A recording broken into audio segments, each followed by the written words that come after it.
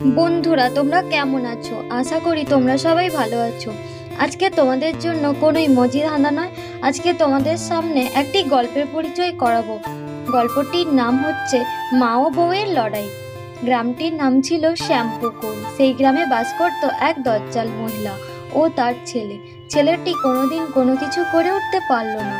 আসলে ছেলেটি ছিল একটু অলস প্রকৃতির। সে বাড়ির কোনো কাজকর্ম করতো না। এই নিয়ে তাদের মা ও ছেলের মধ্যে মনোমালিন্য বাড়ে।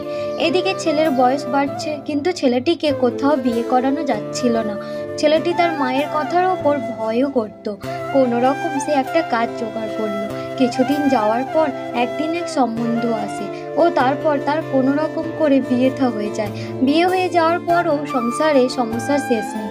কোনো না কোনো কারণে মা ও ছেলের মধ্যে দূরত্ব বাড়তে থাকে।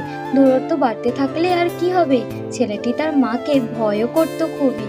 এদিকে বিয়ে হওয়ার সময় পণ দেওয়ার কথা ছিল বউয়ের বাপের বাড়িতে, কিন্তু সেটা তারা না দেওয়ায় ছেলের মা সারা দিন রাত করে বউকে কথা শোনাতে থাকে।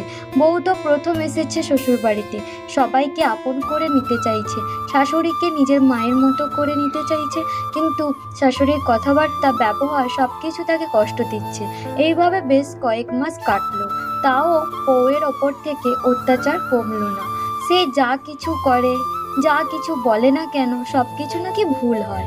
তাই সে ঠিক করলো মায়ের কথা মেনে সব কিছু করবে। কিন্তু কয়েকদিন যাওয়ার পর তাতে করেও কিচ্ছু হয় না।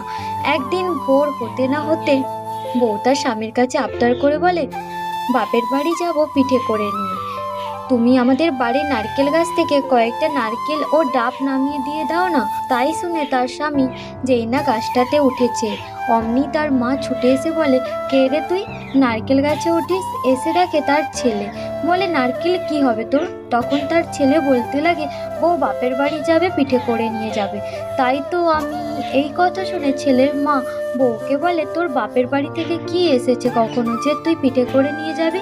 যাবি তো তুই একাই যা, তোকে আর ফিরে আসতে হবে না। পণ দিবে বলে দিলই না, ওটা তো আর পাবো না কখনো, তুইও আর গেলে ফিরে আসিস না। আমার ছেলেকে অন্য কোথাও আবার বিয়ে করাবো। এই কথা শুনে বউ খুবই কষ্টে দুঃখে বলতে লাগে, এ কথা বলছো কেন মা? যেই না বলা শুরু করেছে অমনি তার শাশুড়ি বলে, মুখে মুখে কথা, দাঁড়া ঝাড়ুটা নিয়ে আসি। ঝাড়ুটা নিয়ে এসে তার মা তাকে মারতে থাকে ও তার স্বামী গাছের ওপর থেকে সমস্ত কিছুটা দেখে। মা ও বউয়ের মধ্যে লড়াই দেখতে থাকে। ভয়ে সে নিচেও নামে না তার মায়ের ভয়ে। আচ্ছা, আপনারা বলুন, বউয়ের ওপর অত্যাচার করাটা কি ঠিক হলো? আপনারা প্লিজ সেটা কমেন্টে জানান। আমার এই স্টোরিটি এই পর্যন্ত।